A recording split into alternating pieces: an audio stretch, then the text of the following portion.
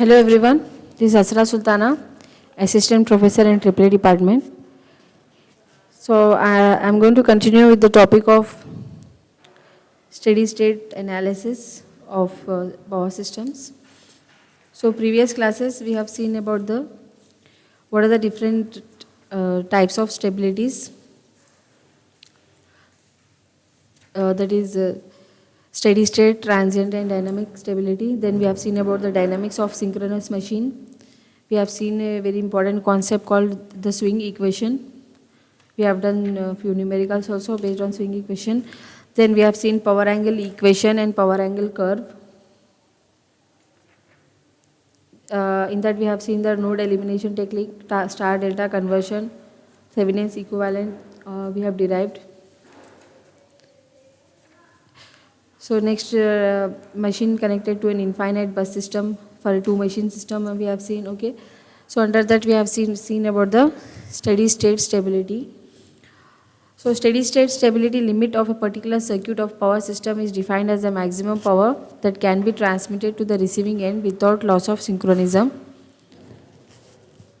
So today's class I am going to take about the transient stability. So before seeing that, we have to solve the two numericals based on this steady state limit stability topic. So I am just giving a quick revision of what we have seen in the previous classes. Okay, we have this steady state stability limit of a particular circuit of a power system is defined as the maximum power that can be transmitted to the receiving end without loss of synchronism. So let us consider a system here whose dynamics is described by the equations m d square delta by dt square is equal to Pm minus Pe, where m is equal to h by pi f in per unit system and Pe is equal to mod E mod V by xd sine delta, that is P max sine delta. So for determination of steady state limit, steady state stability, direct axis reactance xd and voltage behind xd are used in the above equations. So this plot we can draw it like this, power angle curve. Already we have seen it in the previous classes. So x-axis we are taking the delta, angle we are taking on x-axis, on y-axis we are taking power. So we are drawing a plot of power versus angle here. So let the system operating with steady power transfer of PE0 is equal to PM. Okay, here. So PE0 is equal to PM. It is the system is operating with the steady power transfer, and torque angle is delta naught. Delta naught is the torque angle here. Assume a small increment delta P in electric power with the input from the prime mover remaining fixed at PM. Okay, let us assume that there is a small increment in power, that is delta PE. Okay. So but the prime mover will be fixed at PM, okay? Because the governor response will be slow compared to the speed of energy dynamics. So now the torque angle will be changing to delta naught plus delta delta, okay? Now torque angle is changed from delta naught to delta naught plus delta delta. So linearizing about the operating point Q naught, we can write the expression for delta PE as dou PE by dou delta naught into delta delta. The expression of delta delta, then we can describe it as m d square delta delta by dt square is equal to Pm minus PE naught plus delta PE, that is equal to minus delta PE, or m d square delta delta by dt square plus dou PE by dou delta naught into delta delta is equal to 0, or mp square plus dou Pe by dou delta naught into delta delta is equal to 0. What is P here? P is d by dt. The system stability to small changes will be determined from the characteristic equation mp square plus dou Pe by dou delta naught is equal to 0. So this is the characteristic equation. From this we can determine the steady state stability to the small changes. Okay. The roots of this characteristic equation are P is equal to plus or minus dou P by dou delta naught by m whole power half. As long as this dou P by dou delta naught is positive, roots are purely imaginary and conjugate, and the system is oscillatory about delta naught. Line resistance and damper windings of machine which have been ignored in the previous modeling cause the system oscillations to decay. System is therefore stable for a small increment in power as long as dou P by dou delta naught is greater than 0. And when this dou P by dou delta naught is negative, roots are real and one is positive and another will be negative, but they are of equal magnitude. Torque angle will be increasing without bound upon occurrence of small power increment, and the synchronism will be lost very soon. System is unstable for the condition dou P by dou delta naught less than 0. So this dou Pe by dou delta naught is known as synchronizing coefficient, or it is also called as stiffness of synchronous machine. Assuming mod E and mod V to remain constant, system is unstable if mod E mod V by x cos delta naught is less than 0, where delta naught is greater than 90 degrees. Maximum power that can be transmitted without loss of stability will occur when delta naught is equal to 90 degrees, and P max will be equal to mod E mod V by x. If the system is operating below the limit of steady stability condition, it may continue to oscillate for a long time if the damping is low. Persistence oscillations are a threat to system security. Study of system damping is the study of dynamic stability. This procedure is applicable for complex systems wherein governor action and excitation control are also accounted for. So differential equation is linearized about the operating point. Condition for steady state stability is then determined from the corresponding characteristic equation. So it is assumed in the above account that the internal machine voltage mod E will remain constant, that is excitation is held constant. So what was the result? The result is that as load increases, the terminal voltage Vt will drop heavily, which cannot be tolerated in practice. So in practical exposure, so this cannot be tolerated as E is constant and Vt is decreasing heavily. So therefore we must consider the steady state stability limit by assuming that excitation is adjusted for every load increase to keep mod V constant. This is how the system will be operated practically. It may be understood that we are still not considering the effect of automatic excitation control. Okay. Now let us see the first numerical based on this steady state limit. A synchronous generator of reactance 1.20 per unit is connected to an infinite bus bar mod V is equal to 1 per unit through transformers and a line of total reactance of 0.60 per unit. The generator no load voltage is 1.20 per unit and its inertia constant is H is equal to 4 megawatt. The resistance and machine damping may be assumed negligible. The system frequency is 50 Hz. Calculate the frequency of natural oscillations if the generator is loaded to, first one is 50% and second one is 80% of its maximum power limit. Now let us see the solution of this problem.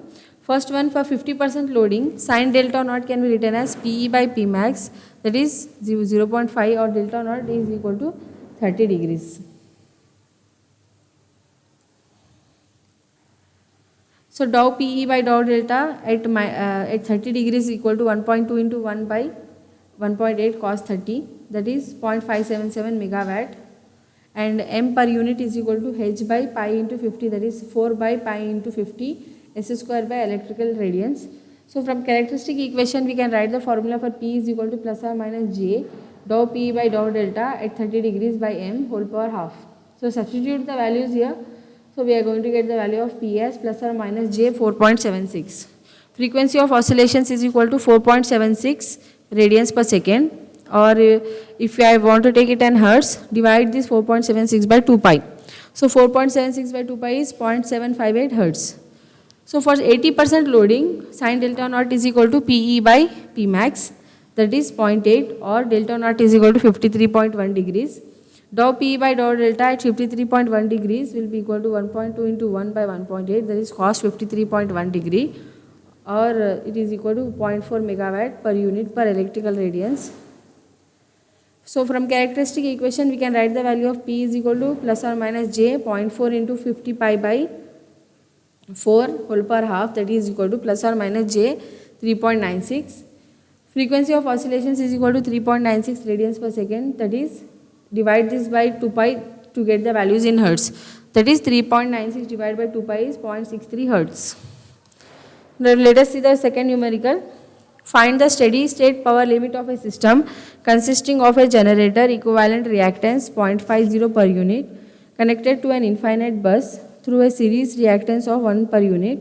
The terminal voltage of the generator is held at 1.20 per unit and the voltage of the infinite bus is 1.0 per unit. Let us see the solution. So from this diagram, let the voltage of the infinite bus be taken as the reference and value of V is equal to 1.0 angle 0, Vt is 1.2 angle theta. Now I equal to Vt minus V by Jx, that is 1.2 angle theta minus 1.0 by J1. So E is equal to Vt plus Jxd into I, that is 1.2 angle theta plus J 0.5 into 1.2 angle theta minus 1.0 J divided by J1. Okay, this value I got for E. Or E, if I substitute the values of Vt, Xd and all the things which we know from the question, then E equal to 1.8 angle theta minus 0.5, that is 1.8 cos theta minus 0.5 plus J 1.8 sin theta. Steady state power limit is reached when E has an angle of delta equal to 90 degrees, that is its real part is 0. So real part is 0. What is the real part in the above equation? So 1.8 cos theta minus 0.5, this is the real part and equate it to 0. We are going to get the value of theta as 73.87 degrees. Now Vt is equal to 1.2 angle 73.87 degrees, that is equal to 0.332 plus J 1.152. I equal to 0.332 plus J 1.152 minus 1 by J1, or that can be equal to 1.152 plus J 0.668. Substitute the value of theta in the expression for E. We are going to get the value of E as 0.332 plus J 1.152 plus J 0.51 into 1.152 plus J 0.668. That is equal to minus 0.002 plus J 1.1728, that is approximately equal to 1.728 angle 90 degrees. Steady state power limit is given by P max is equal to mod E mod V by Xd plus X, that is 1.728 into I into 1 by 1.5, that is 1.152 per unit. If instead the generator EMF is held fixed at a value of 1.2 per unit, the steady state power limit will be P max is equal to 1.2 into 1 by 1.5, that is 0.8 per unit. So it can be observed that regulating the generator EMF to hold the terminal generator voltage at 1.2 per unit raises the power limit from 0.8 per unit to 1.152 per unit.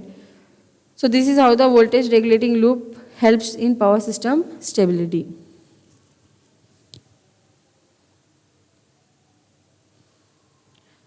So the knowledge of steady state stability limit is important for various reasons.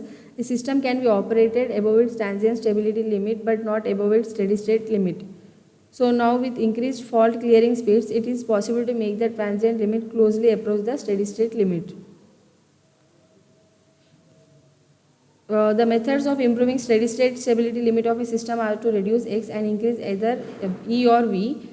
If the transmission lines are of sufficiently high reactance, the stability limit can be raised by using two parallel lines, which will also increase the reliability of the system.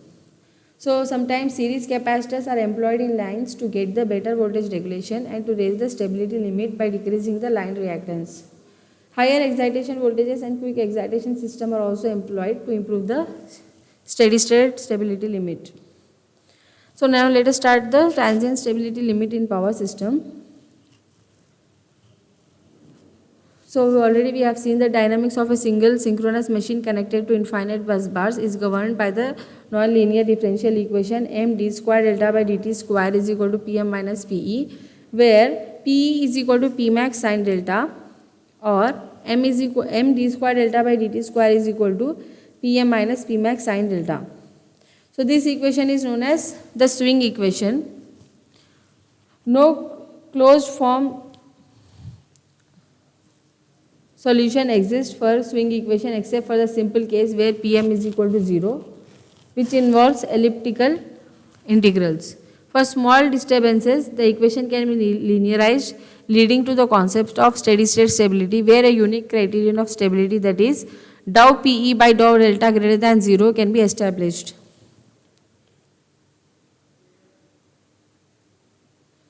So no generalized criteria are available for determining system stability with large disturbances, that is transient stability. The practical approach to the transient stability in power system problem is to list all important severe disturbances along with their possible locations to which the system is likely to be subjected according to the experience and judgment of the power system analyst.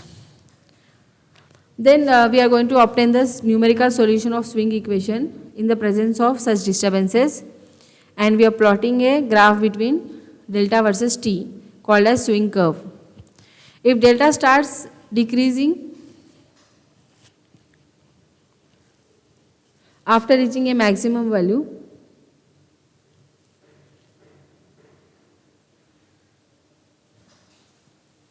it is normally assumed that the system is stable and the oscillation of delta around the equilibrium point will decay and finally die out. So severe disturbances are a short circuit or nothing or sudden loss of load. So what are severe disturbances? Severe disturbances can be a short circuit or sudden loss of load. So for ease of analysis, certain assumptions and simplifications are made. So these assumptions are listed below along with their justification and consequences upon accuracy of results. So let us see these assumptions. First one is transmission line as well as synchronous machine resistance are ignored. This will result to pessimistic result as a resistance introduces damping term in the swing equation which will help in the stability. Second one is damping term contributed by synchronous machine damper windings is ignored. So this will lead to the pessimistic result for the transient stability limit. Third point is rotor speed is assumed to be synchronous. So in fact it will vary significantly during the course of stability transient. Next is fourth one, mechanical input to machine is assumed to remain constant during the transient, that is regulating action of the generator loop is ignored. This will lead to pessimistic result. Fifth point, voltage behind transient reactance is assumed to remain constant, that is action of voltage regulating loop will be ignored. So this also lead to pessimistic results. Sixth point is shunt capacitances are not difficult to account for in a stability study.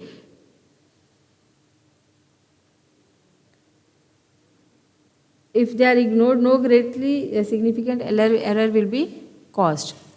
Loads, seventh point is loads are modeled as constant admittances. This is reasonably accurate representation. So there is a note here. Since rotor speed and frequency will vary insignificantly, because rotor speed is varying, so hence frequency is also varying here. So the network parameters will remain fixed during stability study. Okay. So present day power systems are so large that even after lumping of machines, system will remain a multi-machine one. So even then a simple two-machine system greatly aids the understanding of transient stability problem.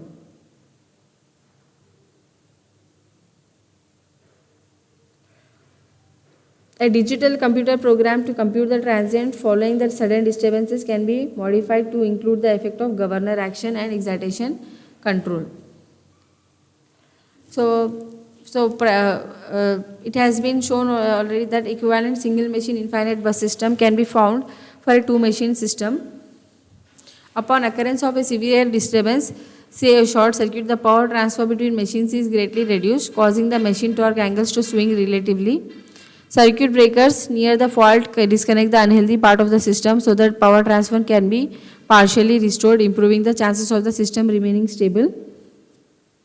The shorter the time to breaker operating, called clearing time, the higher is the probability of the system being stable. So this we are going to see in the next classes, clearing time and the derivation of clearing time and problem related to this, very important topics. Equal area criterion, we are going to see it in the next class. Okay. So most of the line faults are transient in nature and get cleared on operating the line. Therefore, it is common practice to employ auto reclose breakers which automatically close rapidly after each of the two sequential openings. If the fault is still persisting, the circuit breaker will open and lock permanently till the fault is cleared manually. Since in the majority of faults, the first reclosure will be successful, the chances of system stability are greatly enhanced by using auto reclosure breakers.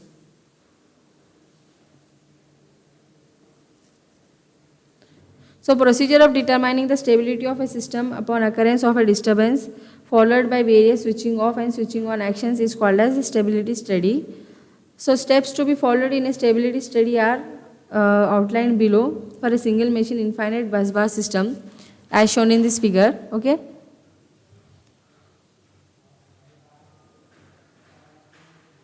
In case of permanent fault, the system completely falls apart, and this will not be the case in a multi-machine system.